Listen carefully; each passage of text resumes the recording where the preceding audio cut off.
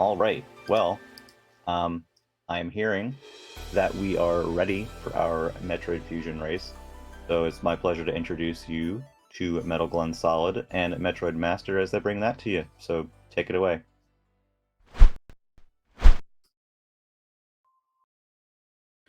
I heard Metroid Fusion.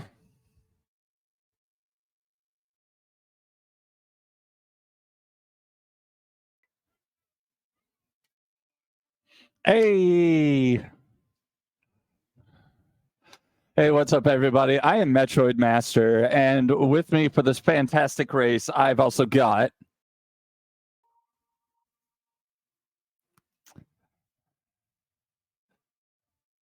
And then providing our awesome race commentary, we have the lovely...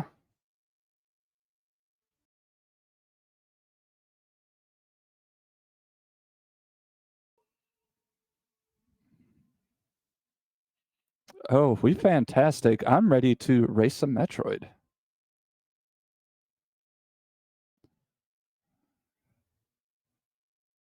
All right, cool. So one thing that Glenn and I will both do, just in case either of us decides to PB on this, so we're going to do a quick soft reset on stream. So there's mine. It's mine. A little rule that they had on there that you have to show a soft reset. So otherwise, I think once we have done that, we are good to go. And Crunchy, you can do the honors of counting us off when we are ready. I am ready. Glenn, are you ready? When I am as ready as I'll ever be. Heaven or hell. Let's go.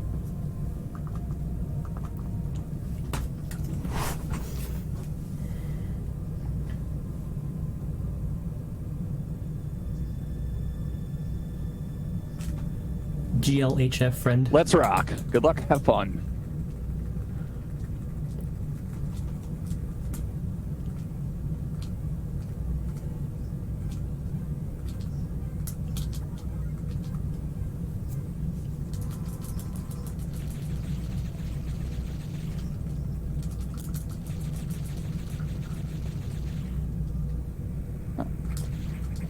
Oh! Climb for you too? Yep. Climb said no. That's okay.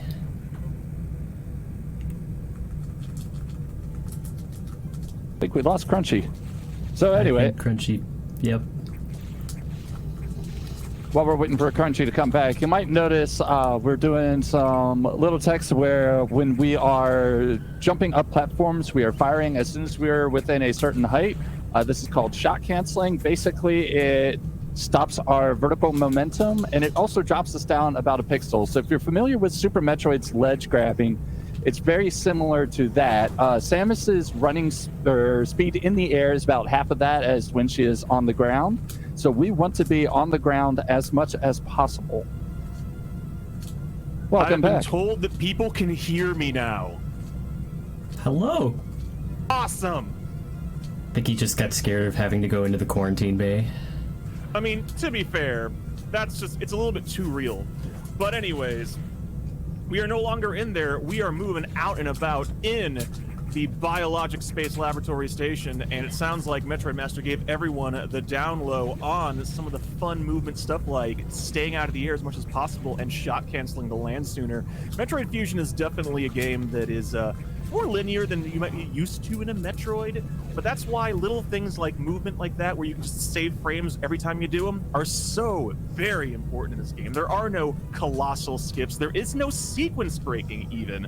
Everything is defined by flags in this game. It's very strange and unusual compared to other Metroids, but that's just part of the game's charm. But anyways, it's difficult to tell what the dialogue is because we are, of course, playing on Japanese. As of a few years ago, Metroid Fusion is now timed in RTA instead of using the in-game timer. So Japanese is the fastest version by 2 minutes. Because there's a lot of text in this game. But that's okay, don't worry, friends. I will be here to fill you in on what's going on, and you can trust me. I'm an engineer. I know how stories work. So for example, right now, they're all hooking up into Future Kazaa to download missiles, because sometimes you just need a little bit more explosion in your arm, your pea shooter ain't cutting it, and missiles just do a little bit of extra stuff. They're actually going to be important throughout the rest of this race, because there are some things you just can't do with the beam. You wouldn't download a missile, would you? Says the person who just downloaded a missile. I mean... Samus did. I didn't download anything. Yeah. You're downloading vicariously through Samus. Don't give me lip, Glenn. I know all your tricks. I feel like I'm being lawyered. Anyways, instead of Better Call Saul, it'll be Better Call Glenn. Oh my. Always. That said, despite the fact that this game definitely is a bit less complex movement-wise than Super Metroid by virtue of just having fewer buttons on the Game Boy Advance, there have been some new things added to Samus's arsenal. You may have noticed that despite not spinning, you can re-spin in the air by pressing jump. And now missiles, instead of being select to activate, you actually just hold down the right shoulder button, which honestly makes it a lot quicker to switch to and from missiles and beam. Looks like Glenn was trying to get double missiles on the beam door. No such luck. Beam doors are one of the largest sources of RNG in the run. But no, not enough time to talk about that, because here comes the first boss, Arachnus. Arachnus is out here running a bakery. With any luck, you will get no rolls. Oh no, Glenn getting a roll right off the bat. Ideally, you can kill him before you get any rolls. Let's see if MetroidMaster has any better luck. MetroidMaster getting no rolls. Oh my gosh, pulling ahead. Now, onto the Core X. This sucker takes 3 missiles. They're going to be trying for a double. Glenn coming back with the double missile. Yeah.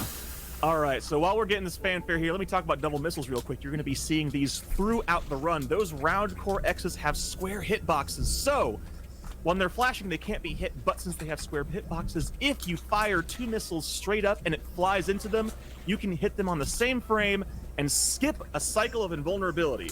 Right now, it only saves a little bit of time, but later on, when you have 6 missile cores, we're talking major seconds of time save. So you're going to be seeing both of them go for double missiles on every single core. And the cool thing about the cores is you also get nifty power-ups from them. No Chozo statues here. No, no, no. This is a bird-free zone for now. We get our power-ups from absorbing magical space jello, just like nature intended. So now both Glenn and MetroidMaster can morph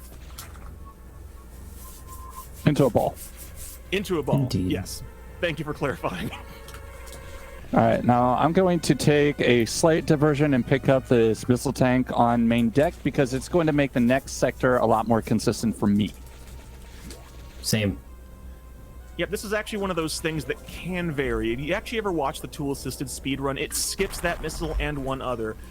You can actually afford to, and a lot of top runners will actually opt to skip that tank. But the thing is, Sector 1, you're extremely tight on missiles, so grabbing that missile tank just gives you a massive margin of safety, particularly in a race. Oh, God. Rude, and I left the door open for you. I know, I know. So rude. I'm just speechless that the Sax is a horrible, horrible house guest. Very horrible. There's a reason the Sax is not allowed to go on Airbnb anymore, that's all I'm saying. But anyways, now we get to the meat of the game, heading on down into the different sectors of the BSL station. There are 6 sectors, each of them corresponds to a different biome. And Sector 1 is the SR388 biome. For those of you who are up on your Metroid lore, you might know that SR388 is the homeworld of the Metroids, where Metroid 2 takes place. So, yeah, this is a biome of that. Unfortunately for both our runners here, they have a tiny, tiny problem. The X-Parasites, those floating space jellos that are trying to take over everything, have touched the thermostat. Dads everywhere are clutching their heads in agony and aren't sure why, but don't worry, both of them are on the job. They are going to fix it the way any self-respecting dad would, with violence. They're going to shoot missiles directly into these Core X's here to fix the HVAC. And they have to do it 5 times throughout the sector, but they have to use missiles. There is no other option. So you're going to see both of them do their best to go through here and keep at full health, because by staying at full health, they guarantee that the X's that come out of the enemies are green X's, which are missiles. So far, so good. Both of them staying at full health. Glenn, the first to enter the shaft. This one's tricky. There's pirates on the far right wall, and getting hit by the linguini, taking a hit, but still getting health off of it, so looking good. 13 missiles through here, still looking pretty solid. You see MetroidMaster taking advantage of morphing and unmorphing to control his midair momentum. So far, so good. There is one other tiny bit of randomness in this sector. You see those little globs moving up and down on those pipes. It's actually a bit random what direction they're moving in. So particularly in the room that Glenn's about to enter here, you want it to be moving up in this room so you don't have to wait. And Glenn gets the down move, so he has to wait for it to come back up to shoot it, losing a tiny bit of time there. Thankfully, his missile count is looking excellent. No trouble here. MetroidMaster also getting the up move, saving those precious, precious frames. Another big vertical room coming up here for both Glenn and MetroidMaster. Glenn moving on up. Got to take care of those pirates while you're climbing vertically. They like to jump across the room and just tackle you. Very, very clean. Nice catch from MetroidMaster, avoiding that hit. Both of them still staying really close to each other as Glenn is the first to make it to the eye door here. Going to try to get some double missiles here again. Stand on the edge. Can he get any? Double missiles are very challenging to get on the doors. Not quite getting that double. This early on, you're also really at the mercy of whether or not the doors want to show you their weak point or not. Getting 2 beams for Glenn, not too shabby. MetroidMaster making a comeback on eye door RNG. Very, very nice. Now, this is a special kind of core X. This is the beam cores. You can only hit them when the eye opens up. Now, you can still get doubles on them, but it's a little bit trickier. You can't just line them up side to the side like you do with the other ones. Unfortunately, looks like no doubles for Glenn, no doubles for MetroidMaster, but they are really, really close to each other at this point. Almost completely back in sync and getting one of the most important power-ups throughout the entire rest of the run, the charge beam. Now, you might be thinking, Lex, what the heck? It's a thing that lets you charge your beam. Why does it matter? Buddy, let me tell you why. First things first, watch what Glenn does here. Right through the hitbox, hitting it with the charge beam. 1 blast done instead of 3 missiles, because the charge beam isn't just 1 beam. No, it's 3. There are 2 beams and a flash around Samus's arm, and all 3 of them do damage. So if you get right up in an enemy's face and you release your charge shot, you are doing as much damage as multiple missiles, which allows you to really save cycles, save time, particularly early on before you start getting missile upgrades. So everybody, put a pin in that one. There will be a quiz a little bit later, and we're going to show you just how important that trick really is. Do you have a moment for a quick donation? All right, Absolutely. I've got $10 from Picanha, and they just say, "Go MetroidMaster." Thank you very much for your donation. Picanha. Okay. Picanha. There we go. Picanha. Thank you very much. Yeah, thank you very much, Picanha Pick. That is one of my IRL friends, actually. So thank you.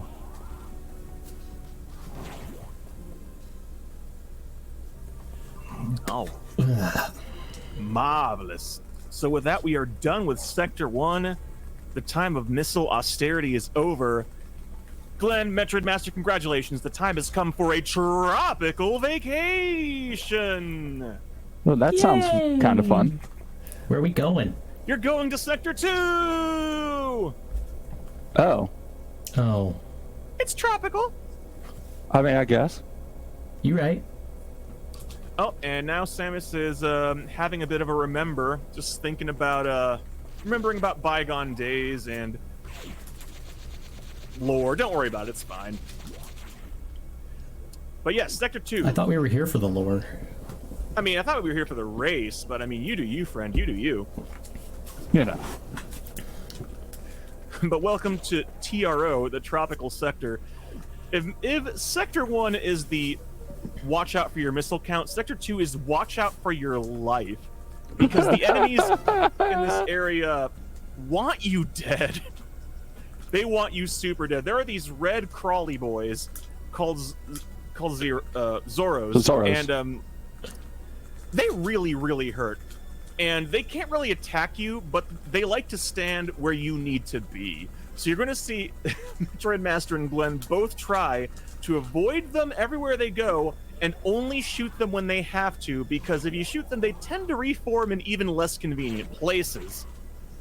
So let us see how it goes. There's one right there. If you just run off that thing, you'll often hit them. Shooting out that first block, but not the second. That's when you want to kill. Oh, no! Okay, Glenn managing to take care of it and getting good positioning. Oh, MetroidMaster getting bad positioning. That one on the right moving up and the one on the left being down low. And passing through that door, we saw Glenn do it, and now MetroidMaster try to do it. Ooh, unfortunately not quite getting the shot there. A fun thing about this game is if you fire your missiles diagonally while running, the missile actually curves slightly, which enables you to actually shoot 2 missiles into an enemy before you run into it. Timing's a little bit tight, though, so it takes a bit of work. So, but Glenn first to open, and now MetroidMaster also opening the blue, and ooh, Glenn getting that double right there once again. The blue security doors are now open, and both of them on their way to the data room. Oh, MetroidMaster hitting that double.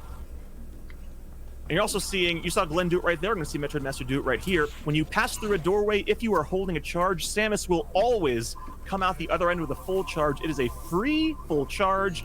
Very, very useful, particularly later on with another power-up we're going to get. And the fun thing you can do is, particularly in that room, is a great example. If you hold the button going into the door and let go during a transition, Samus will release a fully charged shot on the first possible frame every time. And that actually is useful in a couple of spots. I'll point one out later on in this very sector. Ooh, having a bit of a struggle. The Zoro positions are one of the things you have to really worry about here, because again, they do a lot of damage. As Hugo in the chat pointed out, 45 damage for every time you touch one. At this point in the game, their health ain't that much. They've only got 199 health. So they definitely want to be careful. It is very easy to die in Sector 2 if you start getting knocked around a whole bunch. But both of their missile counts and health counts are looking good. Little bit of trouble earlier on, but no problem now. And they're making their way to the next boss. Just moving through here cleanly. Once again, staying on the ground as much as possible, jumping no more than absolutely necessary, making full use of wall jumps. And you also saw, I want to point out something else though. You saw Glenn do it, and you saw Glenn do it there right before that rising pillar. When he wall jumped off there, he morphed in the air. There is a reason for that. Another minor optimization there. There is an animation in the game for Samus morphing on the ground. There is not an animation in the game for Samus morphing in the air. So it's actually a tiny bit faster if you morph while jumping. So anytime you get a chance to do that, the runners will take it. Provided I remember to. And here we are. Here's the other cool thing about remember we were talking about that charge beam? Bam! Single shot opens the door. The 2 parts of the charge beam plus the arm flash equals 1 eye door gone. Everybody, start counting. I hope Sesame Street prepared you, because it is time for Zazabi. I'll be counting mine as well, so count with me, as we're going to count. Yep, you can get anywhere between 3 and 12 jumps. One jump. Average usually ends up being somewhere between 5 to 7, at least in my experience. But two jumps. This little jerk can absolutely change the leader 3, of the race. 4, 5 jumps. All right, we got a 4 missile core. Glenn. Ooh! Glenn getting a single double, but getting what we call a sweet spot as well. Now, MetroidMaster missing that first double. Can he get the second? Oh, not quite getting that second. Thankfully, he has a chance to make it up here. Oh, there we go. Actually, no, he did get that second one. Ooh, nice. I'm very good at colors. But you heard me mention something called a sweet spot. That is actually another thing you can save time on with those Core X's. Because anyone who's played this game can tell you that when you kill a Core X, it always flies to a specific spot in the room before you can collect it. So both of them are not just trying to get doubles, they are trying to get doubles so that the Core X dies on that spot where you pick it up, and then you can grab it immediately. Otherwise, it takes several seconds for it to fly across the room, and ain't nobody got time for that. Hey, Glenn, you going for a sack skip? That's okay, No. neither am I. It is possible to actually get past the SAX in this room, but in any percent, it is unbelievably risky. It is a very, very tight trick, and failure means death. There's no way around it. You will die if you do it wrong. So the overwhelming majority of runners opt not to go for any percent sack skip, particularly not in a race situation. Unless your name rhymes with B body W. Has he actually done it in a race? Yes, of course he Yeah. has. What do you- Oh, God. Of course, Scotty would. Shoutouts to C. Scotty W, by the way. Yeah, see, Scotty W, the current record holder in essentially every single category in this game, and just an absolute, just really cool dude.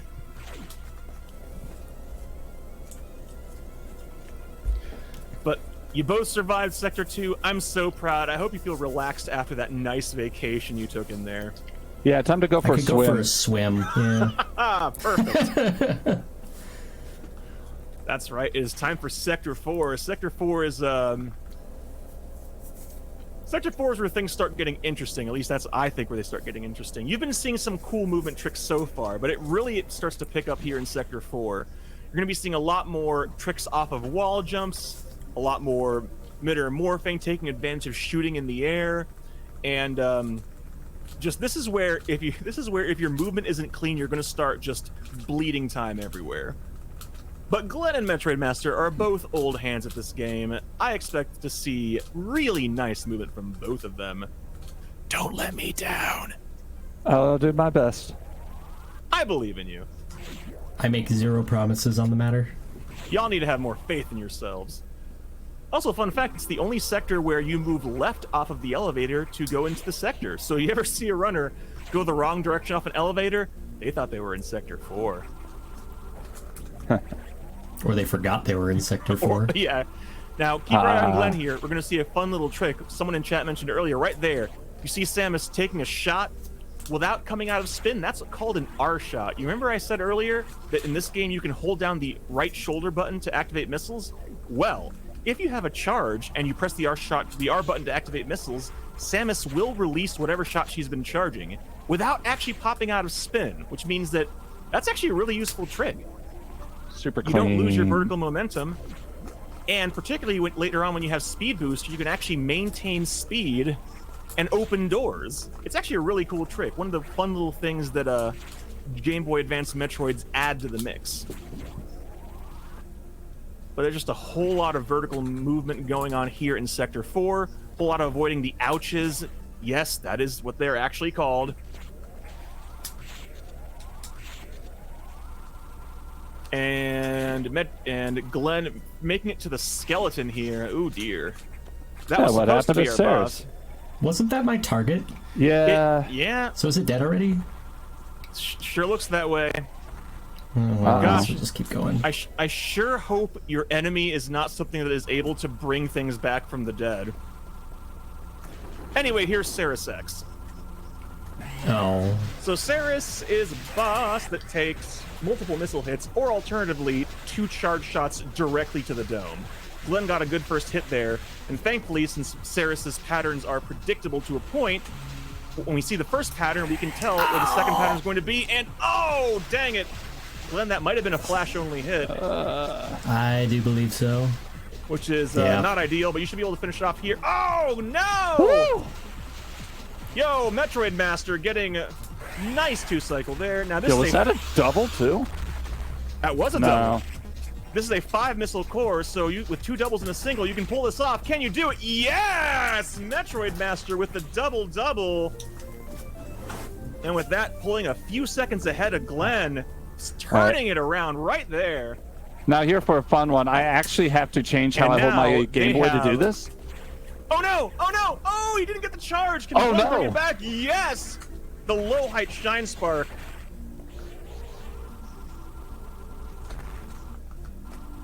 There we go, second try. All right. That's never happened to me before, even with that.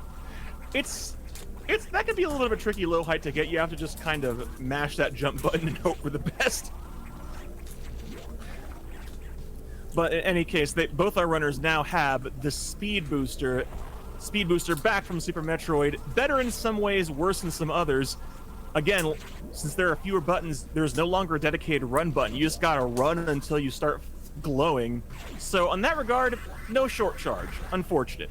But one big, awesome change is Shine Sparking no longer drains your energy. You can do it as much as you want. Look at that.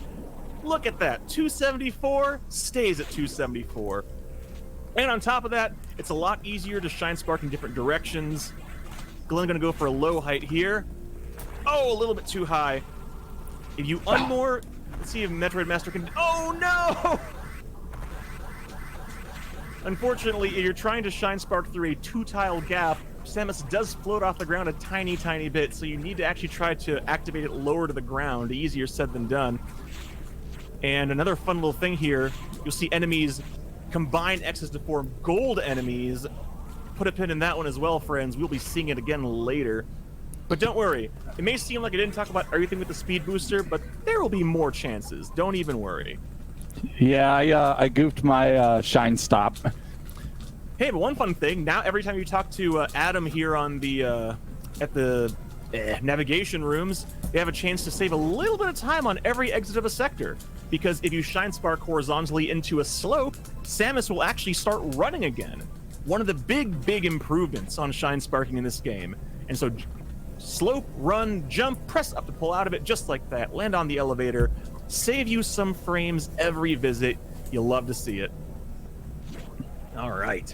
But Glenn and MetroidMaster still staying really close to each other, heading into Sector 3. Sector 3, of course, is the sponsored by Doritos sector in that delicious nacho cheese color. Oh, I thought it was spicy. Oh, did they lose? Oh, you're right. The sponsorship did change. Now it's Flamin' Hot Cheetos sector. Oh my gosh. Sector 3 is, of course, the hot sector, because you always have to have a hot sector because, well, it's Metroid. You need to have that booming hot music. I don't know. But in any case, they're about to get one of my favorite upgrades in this game, the super missiles. Because in this game, it's not a separate item. It's actually just an upgrade to your missiles. How great is that? The answer is very, very great. Who However, loves, tripling your damage output? and also having what I think is one of the best missile sounds in any Metroid game, period, end. It's just a super satisfying explosion, kaboom. Alright, a little bit of Shine Spark, a little bit of use of Shine Charge, and opening the green doors, because the data room is behind a green door. Unfortunately, this also means that now the X are here. So, well... We tried. We tried. We did our best. But that's Also, okay. thank you, free 10 HP heal. Let's see here. All right, let's see if either of them is going to go for the swag trick here. Oh, not quite getting a shine break. Is MetroidMaster going to go for the shine break? Ah! Unfortunate. It doesn't actually save time anymore since the switch to RTA, but it just looks cool. And everybody knows that looking cool is the best reason to do any trick in a Metroid speedrun. Hi, Bob. Bye, Bob. Hi, Bob. Everybody say hello to Bob, the missile tank. It is the only named missile tank because for the longest time it was the only unskippable item. And in fact, in Japanese, it is the only unskippable item, unless you're just, can do 6 frame perfect shine sparks.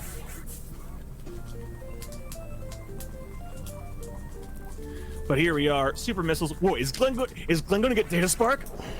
Glenn. No. Aw. Glenn, you got me so excited. I get it every once in a while, but not today. It's a very difficult trick to get. But now it's time for the next boss fight. Ooh, Glenn getting that tight positioning so he doesn't make the screen shake. It's time for Box, everybody. Trust me, it's called Box. It doesn't look like one. Just take my word for it. Box is the security robot you have to shoot missiles and charge shots into that center section, which is actually kind of recessed in there. So you have to get your angles just right, otherwise you don't quite get it. Ooh, Glenn having a really good fight. Very, very good fight. And getting it dead as far to the right as possible, which is what you want, because otherwise Box has to walk slowly to the right. And MetroidMaster, having a bit of a struggle, but getting that kill as far to the right as possible. Very nice positioning from both runners. But Glenn having just a slightly cleaner fight, enabling him to start heading out of Sector 3 just a little bit sooner. But this race, there's still so much left to do in this race. There's a lot going on this station, and both of them have to take care of all of it. But right now, they gotta be worried about their missile count. MetroidMaster has 4 missiles, Glenn has 5, and they're heading into Sector 6, where they're going to need missiles. Sector 6 is, of course, the nocturnal sector, which I guess in this game is synonymous for purple, which makes it obviously the objectively best sector. I don't know. I kind of like Sector 4's blue myself. Banned. Forever. I'm sorry, that blue happens to be my favorite color. Fine. I'm sorry it is too. Look at this. Incoming dispatch. The Galactic Federation is here to drag you away for having the objectively incorrect favorite color. No, I'm kidding.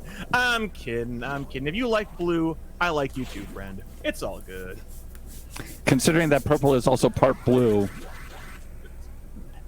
That's the joke. But anyways, here's another fun factoid for you. Sector 6 is supposed to be the nocturnal sector, and it is technically have like a spotlight thing going on. And you know, you were playing this on the original Impossible to See GBA like I played it at first. Yeah, it is really hard to see in Sector 6, but it's also hard to see at any other point ever. Yeah.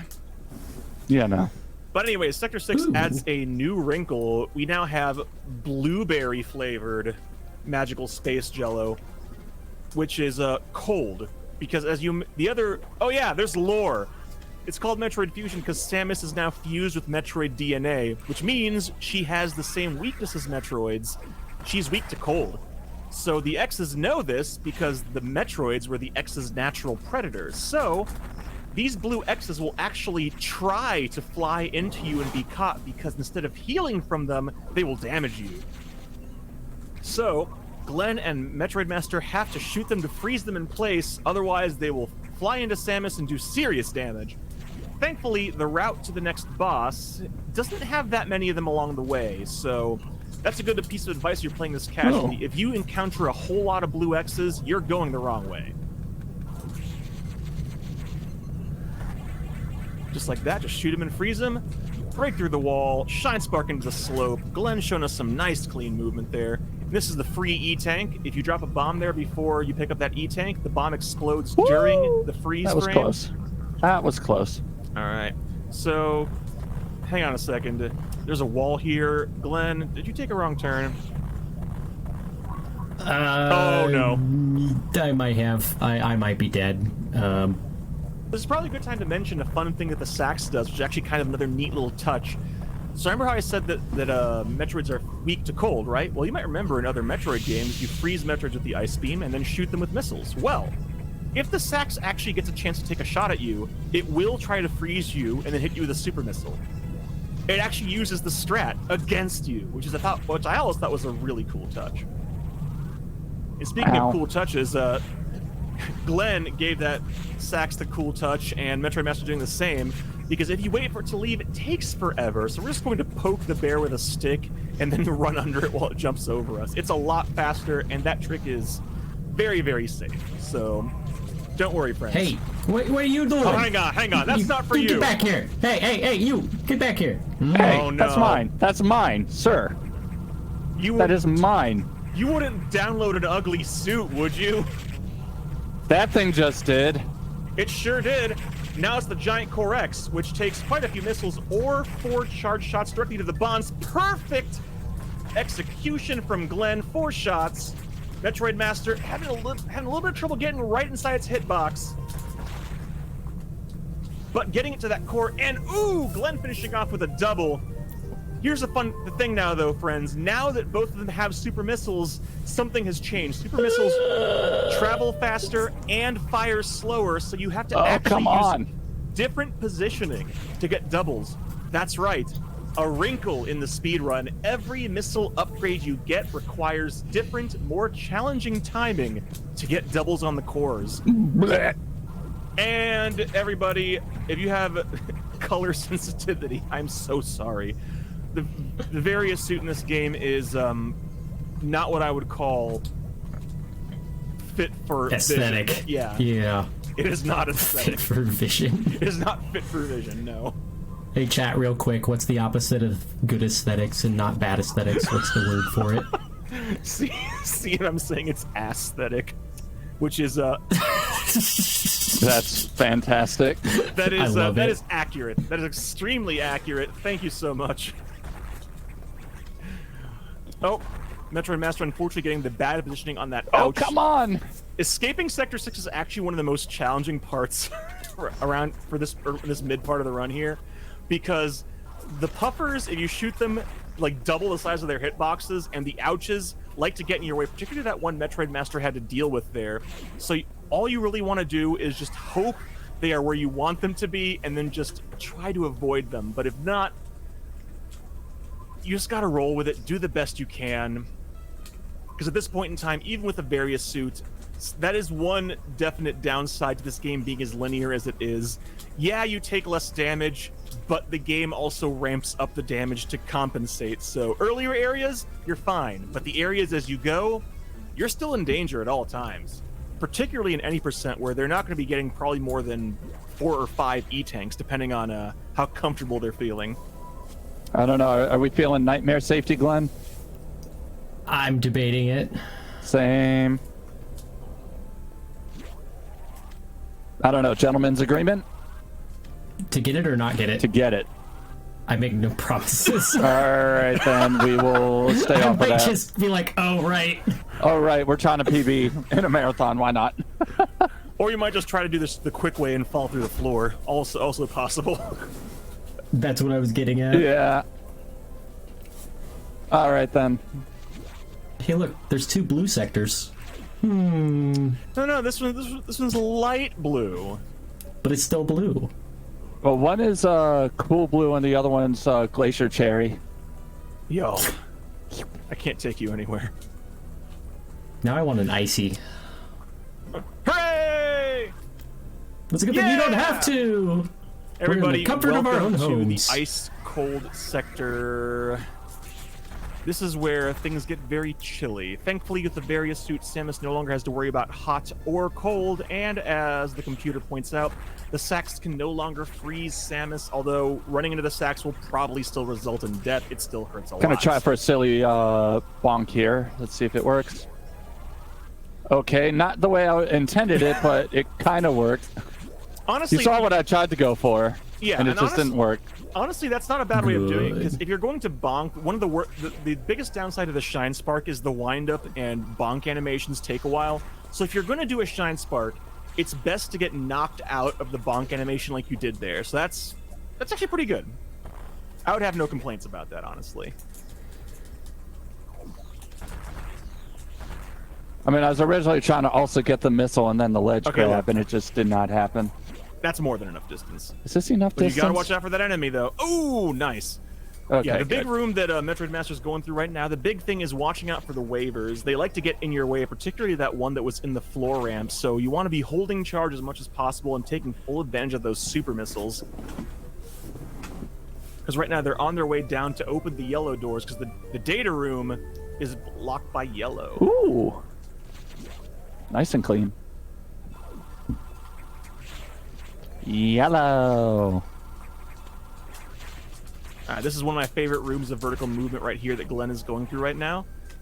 Very, very clean. And this is another spot where it's very, very important to have that first frame shot right there.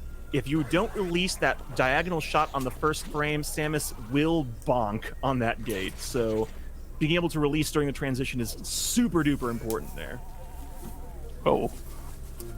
And with that, Glenn first to make it to the missile side grade? I wouldn't really call it an upgrade. It's the Downgrade. ice missiles. Oh, it's not really a downgrade either because it does give you important utility. Oops. They're called ice missiles. The big gimmick here is that since Samus is part Metroid, she can't have the ice beam anymore because her biologic makeup rejects it.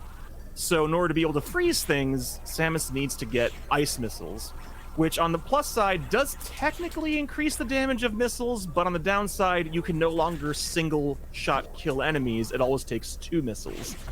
And on top of that, again, faster missile speed, longer cooldown between shots. You have to learn yet another new timing for double missiles. It's always a give and a take. Fusion giveth, and fusion taketh away. But with that, looks like both of them are going to be on their way out of Sector 5 here. And What was that? I'm sure it's fine. That's the indicator that you remember to go get your ice missiles. The game is being nice. Oh, okay, good. Good. So yeah, they're Not gonna worry about that. I'm not a fan of calling out tricks that are named after individuals, but there is in fact a... Hang on a second, what is this, Glenn? Glenn, what did you do? Glenn! I don't know. I need to pet the dog. Where's the dog? I don't know. What's going on? There's an emergency, I guess. And I can't read Japanese! I don't know what's going on! Did you leave the stove on? No! The oven maybe, but not the stove! Oh! Oh, that's it. That's it. Someone left something on in Franker Z. It's the emergency in Franker Z. Everybody in chat, show me your Franker Zs. It is Metroid Fusion tradition. This part right here.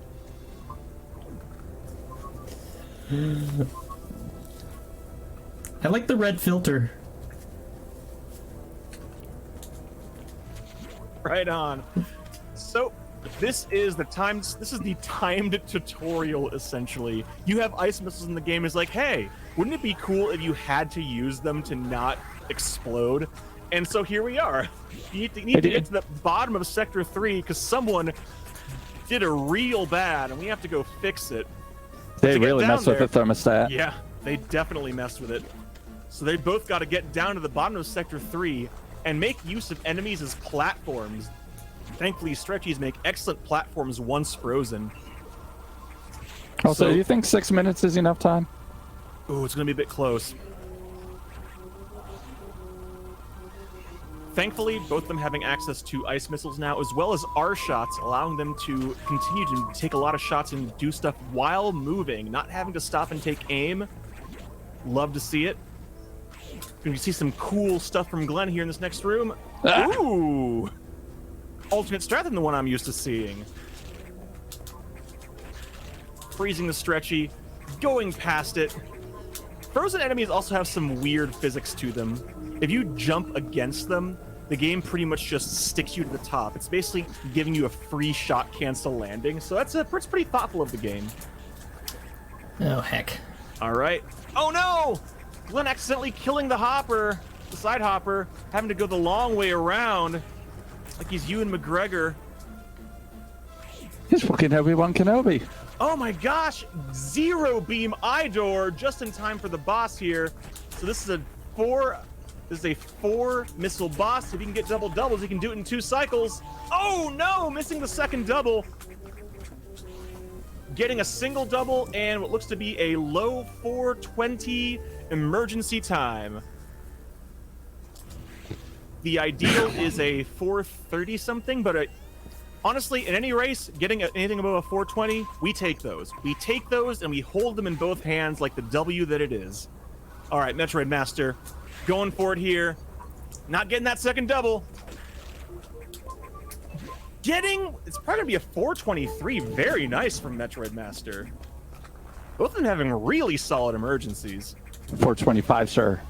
Oh my god, a 425. Ooh. Very nice. Very nice. Very nice.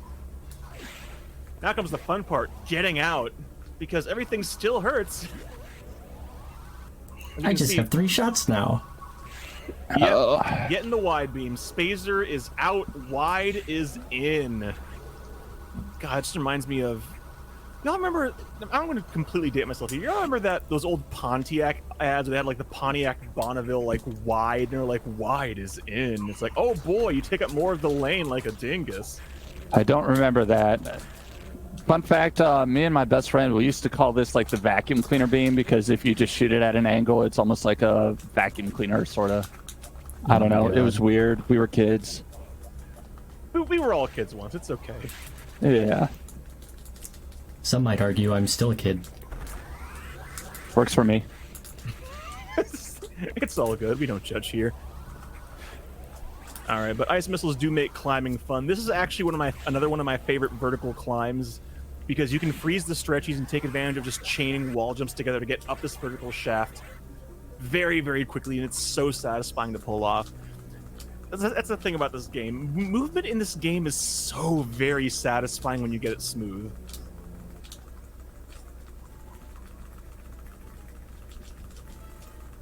Now, it's probably as good a time as any to mention that another fun thing about the beams in this game are, this is also one of the games where the beam is actually your best weapon. Because traditionally, you use your beams for normal enemies, you use your missiles for bosses. That's how you do Metroid, right? Well, in Fusion, the charge beam plus beam combo gets very, very, very powerful. Because the charge beam is a multiplier, and each beam upgrade you get adds to the base damage. So especially with the getting in something's face, you do serious damage with the charge beam, particularly with the last couple of upgrades. So it gets to a point where the damage of the beam surpasses the damage of the missiles, and it just never looks back. But in the meantime, we have detected life forms. So you can all I'm not going to make that reference. I've already dated myself enough today. But it's time to go up to the habitation deck and figure out what these life forms are. So now let's see what kind of fun strat Glenn and MetroidMaster are going to use to freeze the stretchy. Or are they going to go for impossible strat? No. Oh, Glenn. Glenn going for half the impossible strat. Oh my god. Freezing that stretchy, then going through it is a challenge. Ooh, and getting the shine break. There's actually a very consistent setup there, which Glenn just showed off, allowing you to get the shine charge, break that block, and still hold the charge of shine spark up that vertical shaft. And oh no! The third Edakun just off in the bathroom, having to wait for it to get out. Unfortunately, the animals are a bit of a source of randomness in the run, but all is good. We did, in fact, save them. Yay! Yo, MetroidMaster doing an alternate setup for that shine break, though. Breaking the block on the right. Ooh! Let's see how his animal luck is, though. 2, 3. Oh, the third he's like way on the side. Oh my god. There's a little one. There's a little one. Yay! Now, I like this baby. animation, though, because look at the little one go. He's so cute. He has a little run sound like a. It's so cute. It is so cute. Unfortunately, don't let that cuteness distract you from the fact that we're about to see something hideous on screen once MetroidMaster gets on the elevator. Oh, don't remind me. Why did you remind me, Crunchy Legs? Close Because my right eye so I don't see it What's again. up? look. Let me know when it's gone. It's a horrible sight to see. It's mustard with like olive pits, just But like. don't let that distract you from the fact that Undertaker threw Mankind off Hell in a Cell through the Spanish announcer's table. I do believe that was in 1998. 16 feet off a Hell in a Cell on the Spanish announcer's table. 16 feet through the Spanish announcer's table. Correct. I'm glad everyone here knows their important history. Incidentally, I was reminded of that important history when AEW did the exact same thing, and I went, man, this reminds me of that time, like back in 1998, when The Undertaker did the exact same thing and threw Mankind off the Hell in a Cell into the Spanish announcer's table. 16 feet. So I hear. All right. All right, so here's another fun little factoid for you all. That missile tank that both of them are grabbing right there is the last missile tank they are going to be grabbing. With that, they are all set on missiles. No. Oh, wait! Intentionally grabbing. Intentionally grabbing. Oh, that's right. MetroidMaster does grab one more. Ah, I forgot I do about that. indeed grab one more, usually. That's right. That's right. MetroidMaster marching to the beat of his own drummer, grabbing one extra missile tank because he don't care what the rest of us do. He do what he want. And I respect that. It makes another boss a little more consistent, but we'll see that later, and we'll talk about that later. Meanwhile, Glenn going for yo!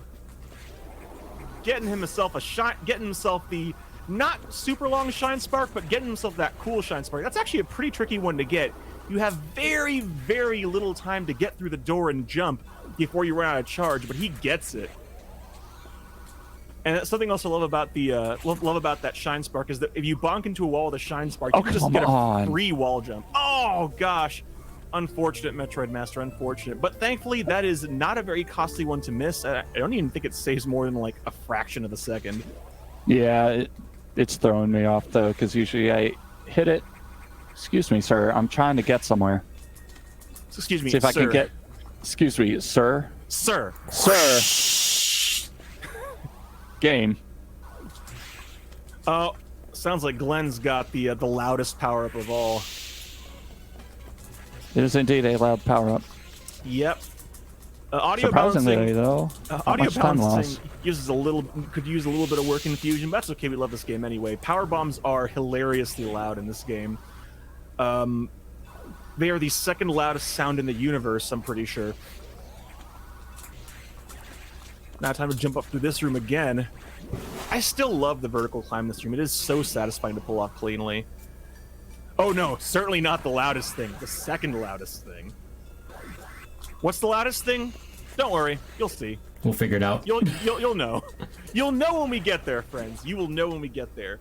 And I'm also very proud of both Glenn and MetroidMaster not having having the biggest danger of Sector 3. This is the sector we revisit the most often, so it is actually surprisingly easy to autopilot for the wrong visit. So it is not uncommon to see in, like, if you just go into a Fusion Runner's stream to accidentally see them go the wrong way, forgetting, oh wait, no, I don't need to open the door, or oh shoot, I forgot to grab the item, because you just forget which visit you're on. It happens. It's almost a rite of passage, I would say. I'm pretty sure it's happened to all of us, hasn't it? Yeah. I think so. Actually, that's happened to Or me if you like don't- once. Or if I don't go for the wrong sector, I go back into the data room. No, I'm pretty sure we had a name for that too. We do, but I'm not a fan of calling out goofs bait that are named after runners. So Okay, never mind. I'm just gonna let that sit right there. Do we have Okay. time for a quick donation? All right, we've got an anonymous Yes. $5 donation saying, Glenn, make sure to not do the flash climb for easy PB.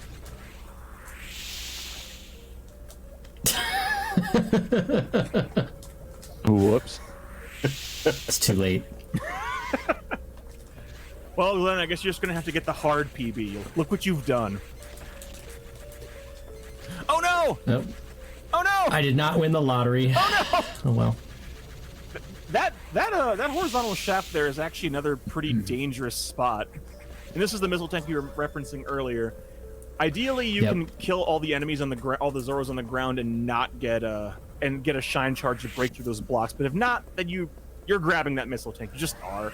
You have to come to terms with the fact you're gonna have to lug around 5 extra missiles. And I that's grab it on okay. purpose. And MetroidMaster grabs it on purpose because he just wants the missiles, man. Oh no! Unfortunate RNG for MetroidMaster. Oh no! Not the biggest deal. Oh, of course not. But I'm you know, living. You still don't like to be spit on. It's just kind of gross. Yeah, no, that is gross. All right, a little bit of a high five here. Hey. I would do the self 5 high 5, but I gotta run. Yeah. Yep. It is a And, race after all. All right, here we have the station's reactor core, which, just like a real reactor core, is covered in vines. Hang on a second, that doesn't seem right. No, that doesn't seem right at all. Also, there are, for some reason, space pirates. I mean, we had space pirates earlier, so Yeah, I suppose you're right. Although these are not real space pirates, they are, of course, ex-space pirates. But as we are approaching here, we're starting with what we generally like to call the boss gauntlet. which is a sequence of bosses in pretty much rapid succession that a bit of a challenge. Speaking of gauntlets, you know where you wear gauntlets? On your hands. You know what would be great? Meeting the Project Diva hand cam incentive. It's actually really close to being met. Like, I would love to see that shown off. I got a friend that's very much into Vocaloid, so she would love to see that, I'm sure. You know what I would also love to see? Glenn getting better RNG on fucking Yakuza. It's Yakuza. What do you expect? Oh no, Yakuza, why? Oh no! So Yakuza is terrible because ideally you want it to just open its mouth twice and be done with it. And you're gonna see MetroidMaster basically try to hit it off screen here, which you can do. But Glenn having to deal with a 3 cycle, unfortunately, with multiple jumps. Wiggle. Okay. Into phase 2.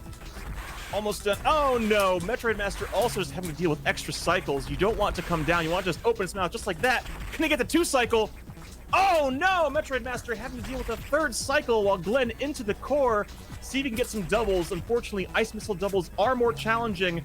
You have to get it a little bit higher. There's one. Oh, there's a double. One more should do it. Glenn getting 1 double on that core while MetroidMaster struggling with that 2nd phase. This one's actually a bit tricky. This one you guys got to react on the fly. You have very small window to get a missile before it starts spinning again. All right, here we go. MetroidMaster going for those doubles.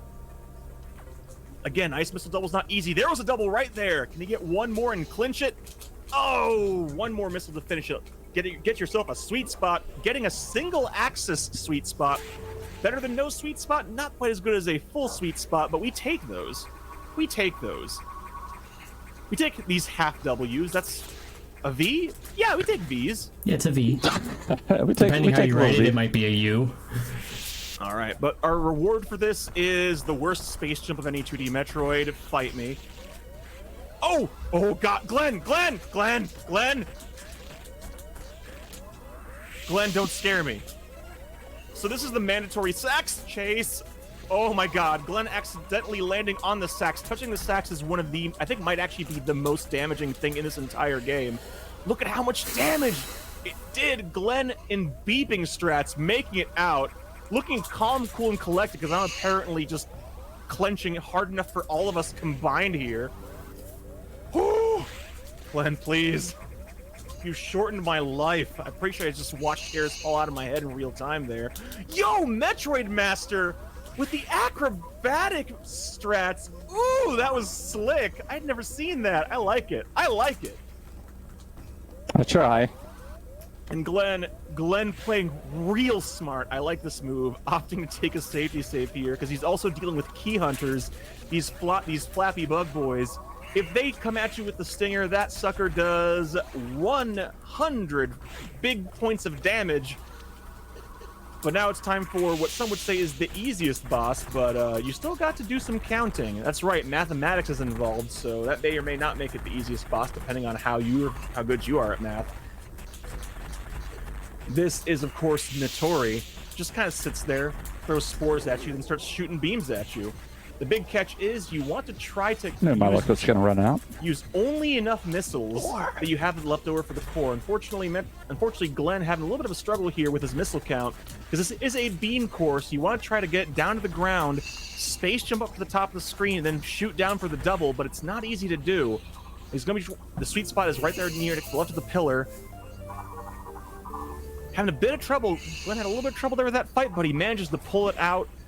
Still hang on to the lead while MetroidMaster going into the 2nd phase of Notori, shooting high, shooting low, having to adjust, compensate, finishing with 1 missile as well, but at full health, he's going to be getting those green X's. Missile count looking great. Can he get some doubles here? I personally have a very hard time getting doubles on this boss. That looked pretty good. Can he get...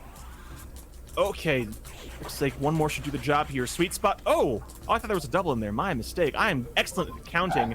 And getting the sweet spot. MetroidMaster gaining back a few precious seconds here. Working on closing that gap. Now both of them on their way out of Sector 2, armed with the Plasma Beam. Now the Plasma Beam in this game is pretty drastically changed from Super Metroid. And Super Metroid, it does have the same property as always has had. It pierces through enemies, which you may have noticed previous beams did not do, but now it's a little bit different. Previously, it just did damage as it passed through. Okay, iframes are not, hit him again. Plasma Beam in Metroid Fusion is unbelievably powerful because it does damage for every frame it is inside an enemy's hitbox. And this is a 60 FPS game. And if geometry has taught me anything, it's that the hypotenuse is the longest line in a square. So if you're dealing, or a rectangle. So if you're dealing with a rectangular hitbox and you shoot a diagonal, that's a lot of frames that beam is inside an enemy doing damage. And both of these runners are going to be taking full advantage of that middle school education right there. And I need to take a short liquid break because my throat hurts. Hey, Glenn, how you feeling on that E-Tank? I'll probably grab it anyway. Yes, that is actually an important point to note. It does damage per frame, but its single hit damage is lower. So against bosses where it only does one hit, it does reduce damage. So that does include the next boss. But who cares about that? It's the longest Shine Spark in the game! The Sector 3 Shine Spark, that is by far the longest Shine Spark in the game. 5. 5, sir. MetroidMaster going Yes, for Sector it. 5. Let's go, let's go, let's go! Yes. He's at Hey. the 50, the 40, the 20. He could go all the way. Touchdown! Ow. Okay, I thought you were saying Wow. because I was yelling into the mic. I warned them about my that levels. could have been worse. I warned them. No, the ow was...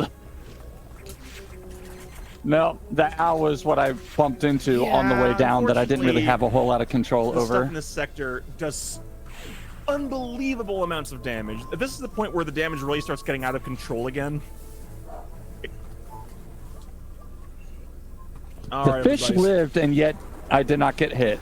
Now it's time for the boss I will count that blessing. was very, very challenging for a lot of folks playing this game casually. And if you tell me in chat what you think it looks like, because I'm still not sure. So it's a 3-phase boss. Glenn getting it into the second phase Safety. here. Now I'm it's going for this is safety. Nightmare. Now it's turned up the gravity, and he gets through phase 2 very, very fast. Onto the third phase. This is where it gets fun. Now it's poking out of that TV, gonna pump its face full of missiles, and then just attempt to use charge shots until it gets back on screen completely. Ooh, Glenn, that was clean. That third phase was flawless.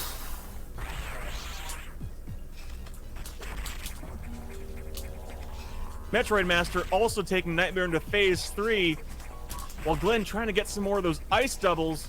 Another ice double. Can he clinch it with the sweet spot?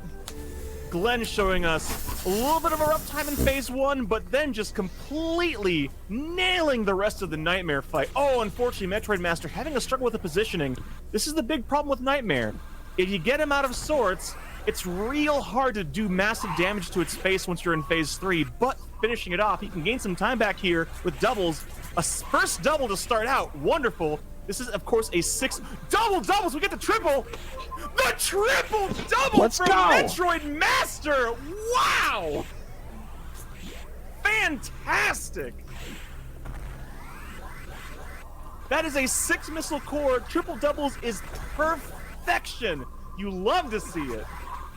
Meanwhile, Glenn not letting himself be shown up, doing the R shot with the speed boost to go through that door without breaking speed.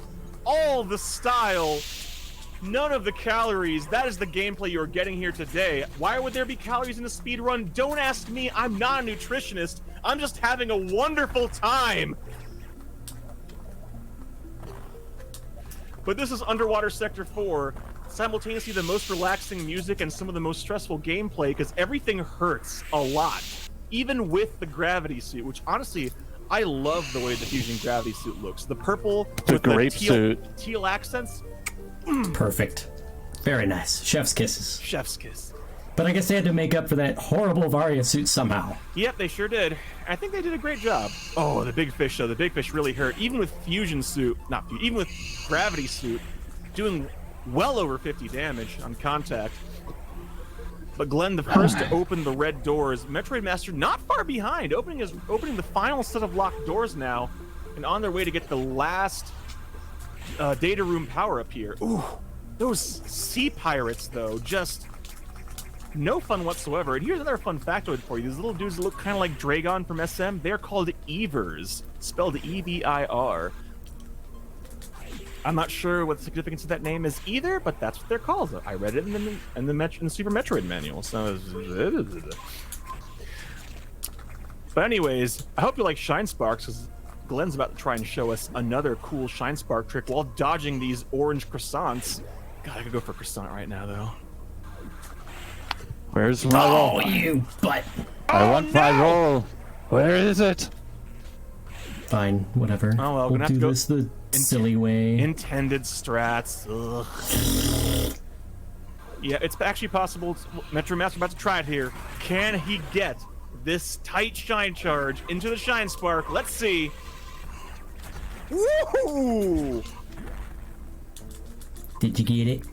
Very I nice. might have gotten something.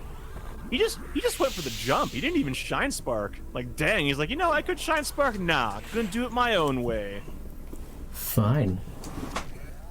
So, only a couple rooms apart here. Considering how far into this race we are, they are keeping it really, really close together. This is exactly what I like to see in my fusion races. And just like that, both of them on the data platform at the same time, getting the final missile power-up to fusion missiles, which creates that cool snowflakey effect. There is one big downside to it, well, two. One, yet again, it makes double missiles much more difficult, and two, it takes an eternity to charge, the better part of 10 seconds. So this is one of the times where it is extremely, extremely important to charge your diffusions through the door. Otherwise, you're just going to be standing around, twiddling your thumbs, waiting for it to charge. So thank goodness we can get a free charge going through door transitions. That's all I'm saying. But with that Also, said, I think I got a gold on my aquarium. Yo, nice! Cloyne. Yo, we getting that top-notch gameplay here today at Speed Stuff for Charity. I'm loving it. And now we get to revisit with the Xbox and give it the red ring of death. Yep, that's My right. ring's blue. The box, the security guard we fought earlier, has apparently been hitting the Mountain Dew and Doritos because it's gotten itself a Microsoft sponsorship. It's now the Xbox. Unfortunately, that also comes with magical space jello parasites. So it cannot be trusted anymore. We're just gonna have to go there and take care of business. There's no way around it. That's all we can do. Thankfully, we now have a lot more tools at our disposal. Charged plasma and more powerful missiles. So all we gotta do is get there and hopefully deal with Xbox, because Xbox has also come with a little bit of a arena upgrade. You still have that rail on the ceiling, but now you're also going to have some electrified water. And that's the sound of my dehumidifier turning off for reasons I don't understand, because apparently screw being dry. Stop beeping! God, I was so distracted by my dehumidifier that I almost forgot that there's no entry without authorization. Oh, warning, there's no entry without authorization. Fine, I guess I'll just go get it. Yeah, the authorization in this case is spelled wave beam. Speaking of which, guess what power up you get from Xbox? Glenn first to make the Xbox stream. That water is electrified, so here we go. Now on the plus side, you don't have to worry about those ground balls anymore, but now you have to worry about missiles. So, ooh, Glenn really skirting the edge here. It jumps higher now too, so you have to kind of be just close enough that it can knock you down, get a couple of shots in, then move away. Glenn really getting his positioning just right here. MetroidMaster doing it as well. And Glenn first to make it to the core. Now, it's important to note this core is exceptionally dangerous. Those beams hurt. You do not want to be getting hit by that beam. So you want to shoot that missile and then jump, because if you jump too early, that beam will hit you. And I have lost very good paces to this core before. All right, and Glenn being the first to get that wave beam, and MetroidMaster not far behind, picking up wave beam right there. Again, just these two keeping it so close. And now with the wave beam, shots travel through walls and get even stronger. At this point, Charge Beam has just looked at missiles and said later, left it behind in the mirror. But Wave Beam also doubles his authorization. This is the wildest key card I could ever hope to get. Oh. So into the restricted zone we go, and hang on. No one told me there were going to be Metroids in this Metroid game. Metroids? In my Metroid game? Yeah. What? Yeah. Unfortunately, someone did tell Sax, so Sax invited itself to the party here. How rude. Oh, I guess we have to escape. We have to escape. Thankfully, Metroids are bros now because we're part Metroids, so even if you run into them, they don't hurt you. However, we do have to jettison the whole thing because... Sax set it on fire. Yeah. 54, not bad. Not bad at all. We take those. What Now was the it's- record? Is it 55 or 56, something like that? I think it's 56. Okay. Unfortunately, we told Computer Dad we were going to the library to study for a test, not that we were going to go hang out at a house party in the restricted sector, so Dad's very mad at us. Sorry, Dad, but I'm not a kid anymore. We're I need rebels. you to understand that, and to respect Also- my decisions. There's more than one SAX aboard the ship. By the way, did we ever describe what the SAX was? Ooh, you know what? We didn't. We can take a moment to do that. So you might remember, so we skipped the intro cinematic because it takes forever. What brought Samus to this point is that she went on an expedition with some Galactic Federation folks and was infected by the X and almost died. And so they had to surgically remove parts of Samus's power suit in order to be able to save her. And those pieces of her power suit were infected by the X. So when they came to the station, the X basically reformed as Samus from the end of Super Metroid. So the SAX is Samus at her most powerful from Super Metroid, but heartless, soulless killing machine. And yeah. So you can imagine that how dangerous it is at the start of this game compared to Samus. I want to talk about this trick that's about to happen here. So these are gold pirates. You're supposed to shoot them in the back, but the cool thing about it is the way the game checks that is by making sure that Samus is facing the same direction, because it figures, reasonably, that if you're shooting something in the back, you'll both be facing the same direction. So if you shoot and then turn around quickly, it works. And I just think that is one of the coolest abuses of game mechanics. I love that to pieces. And so everybody, remember we're talking about the loudest sound in the world? Let Ridley sing you the loud song of his people. Ridley is the loudest sound in this game. It is hilariously loud. But this is also a great chance to show off we were talking about with the Plaza Beam. You're going to see both Glenn and MetroidMaster try to get diagonal shots followed by a single missile shot to maximize damage, because, again, every frame, and just like that, Ridley X is done for. But unfortunately for both of our runners, this is also the most challenging core to get doubles on. Diffusion missiles are actually genuinely really, really hard to get doubles with. Yo, Glenn! Glenn getting that 2 doubles? Yeah!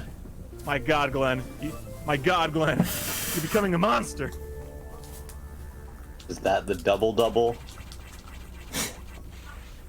That was do we the have double a double. moment? real quick? Double. I just wanted to make Heck yeah, a we quick do. announcement in honor of actually seeing Metroids in a Metroid game and MetroidMaster being in this race.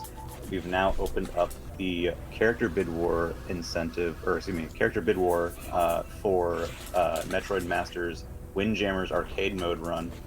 that's coming up a little bit later. So now when you donate, not only can you choose what character that MetroidMaster uses between Klaus, Gary Scott, Loris Biaggi, and Steve Miller, you can also put that same donation to our other donation incentives, such as the hand cam in Hatsune Miku Project Diva, and our Zooter music and sound effects shuffler. So get your donations in if you want to impact all that.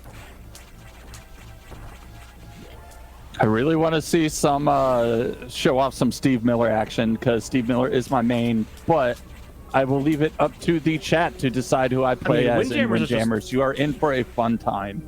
I just love Windjammers. No matter who you I'd like pick. it to be Miller time. But to bring it back to Fusion for a moment. With that, both of our runners have the screw attack, and this screw attack is exceptional. This is as good as screw attack really gets, honestly. You are more or less, there's very few things in the game that can damage you while you're screw attacking. You are almost completely invincible. It just goes through it goes through certain blocks, it goes through enemies, great many shots will just pass through you. It's just so good in this game, especially with the respin ability. And screw attack is also the final power-up they're going to be getting, which means we're heading directly to end game, friends. But first, we have to get through this. The longest text sequence in the run. It is as Resident Sleeper gets. The whole gist of it here is the Galactic Federation says, hey, Samus, we're just going to come and, like, capture the SAX because we like you, but we wish you didn't have a brain. So they figure they can get that with the SAX, but Samus knows better. Samus is like, hey, the X parasites will just capture you and just, like, steal your knowledge, because they can do that. The X parasites are actually extremely dangerous. I've kind of glossed that over by calling them magical space jello, but they are genuinely, in the Metroid universe, one of, if not the greatest threat to life in the galaxy. Yep. And now we're asking Adam to open the pod bay doors. Earlier. I guess that's a bit of a spoiler, but at this point, this game is 20 years old. Oh my god. It's almost old enough to drink in the United States. That's scary. But yeah, as it turns out, the computer is actually the uploaded brain of Adam Malkovich, the Galactic Federation CO, who is Samus's father figure. So now that we have managed to have this not really tearful, but this surprising reunion, Adam has decided, you know what? Galactic Federation can suck an egg. We're going to destroy the station before they get here and create more trouble for everybody. So you have to basically go set the station on a collision course with SR-388. Because that's where the X's and the Metroids are. Well, the Metroids were, but the X's are. And unfortunately, there is one thing standing between us and it. And you might realize we haven't really had a proper climactic showdown with the SAX. Well, the time for that is now. And the Saxes, and 80% at least, can genuinely be a challenging fight. Because the Sax, you can't, when you shoot it with the charged wave beam, you only really hit it once. Unless it's frozen. But freeze doesn't really last very long against the Sax. So you're going to be seeing both of them try to freeze the Sax and then immediately hit it with a diagonal charge shot to maximize damage. Hopefully they can get it in 4 shots, but it's pretty darn tight. And if the Sax gets away, look at the damage! Look at the damage! Even with... I'm going to need to try to focus on this part. It's tough. It's tough. To get the timing down, pulling it off. Bringing it back. Sax is a little bit out of position here, but okay. MetroidMaster just playing it safe. Oh no! The Sax got away. But you see how short the freeze is. You gotta be real careful, because if the Sax gets away, it will murder you, even with the gravity suit. Now Glenn just going to take it safe here, just lock that Core X under the platform and hit it with missiles. Not going to go with the doubles. Oh, MetroidMaster also sending the Sax to phase 2. Can he get the double? Not quite getting the 2-shot. You can take advantage of its jump to try to get to jump through your beam for maximum damage. Still, having a very nice phase 2. Is he going to go for the doubles? He is going to go for the doubles. That looked good. This is a 6-missile core.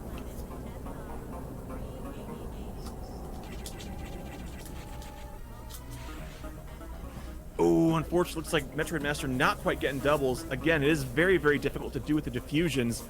But with that, MetroidMaster finishing off the sacks, going to head off to the control room.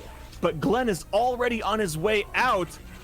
Glenn heading back to the ship to get off the station and give it a GG. MetroidMaster not far behind, but the chances to close the gap are rapidly disappearing. At this point, it should be smooth sailing unless something were to happen in the bay. But that's not going to happen, right? No, it's totally fine. You've already been through so much. You just fought the sacks. What else could possibly go wrong? Yo, Glenn, did you just get the low height? No. Ah, that was close though. That's a pixel or two too high. Yeah. Oh, what the heck is this dinosaur doing here? It's the big boy. Oh, he hit me. Hey, that's not fair. Okay, look, it tried to give you a high 2, and it didn't quite work. Apparently. All right. I feel attacked. So I'm very angry and irritated. So because he threw my ship out that window, I'm just gonna kill it. But first, we're going to prove the Galactic Federation wrong because surprise, you can in fact use the ice beam. All right, Glenn gonna go for Hey, the look, quick it's kill. Friend. Oh, Glenn It's Friend. Hey, I thought he was kill. Friend. Glenn I thought getting that Metroids were Friend. Yeah. Time is the moment Time is Samus losing turns to face the control. screen in the teleport beam.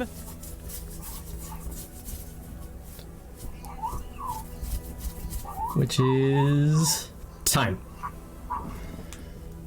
GG's to MetalGlennSolid, our winner here today. But MetroidMaster entering that final fight just moments. Friends, I gotta tell you something. Unfortunately, the thing about Metroid Fusion is I love this game, but as a race, it can be a bit tough sometimes. Sometimes you end up with absolute blowouts. But MetroidMaster and Glenn gave you a close race today. A really good race with lead changes and finishing less than And a minute time. apart. Wonderful. GG's MetroidMaster. Well, not quite a PB, but at least a golden one split. What's the marathon timer showing? I'm curious. Also, do we have time for IGT? Marathon The timer. marathon time. 1:19:23. I say All right, let's. all right. I'm just gonna make the call. Yeah, feel free to wait for IGT. All right, sounds good. Sounds good. So Should be my about the my same. RTA, at least my own timer, was showing a 1:19:48, which was probably about 10.5 seconds behind my current PB. So getting like a run that close to PB on a marathon actually feels Yeah, pretty damn nice. we're both both of you within a very minute of our nicely done. PBs, I'm which proud is of you really both. nice. Yeah. So yeah, shout outs to the Metroid Fusion community. Shout outs to Crunchy Lex for our awesome commentary. Thank you, MetalGlennSolid, for pitching the idea that we should race Fusion and bullying me into doing this, because it ended up being a heck of a lot of fun. Hey, I didn't bully you we into should race. anything. It's just like, I'm hey, like, you know what? Why not? Fusion race? Why not? Yeah, for poking me into this race. So, getting me in on that awesome Fusion thing, getting me back in. So, yeah, we do have a Discord for Fusion and also for Metroid Zero Mission, so go check those out. You can find me running this, Zero Mission, Mega Man 9, Windjammers, plenty of other games at twitch.tv/MetroidMaster. So, yeah, come find me there.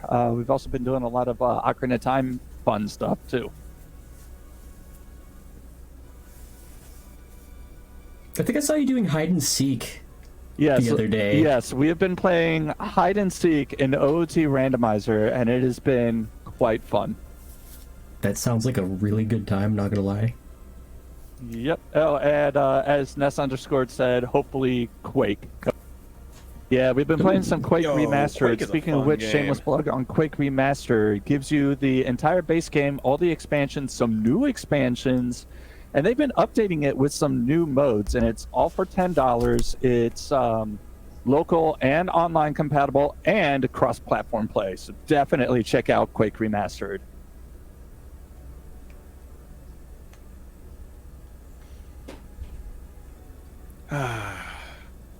God, I love Metroid. Such a good series. Also fun times. I actually found out recently that my manager at work is with me on the fact that Metroid is also his favorite series. He commented on that that red Ridley and Samus shirt I've got. I wore it to work, so I'm just like, yeah, my boss knows what's good. We also have more Metroid coming up in this marathon.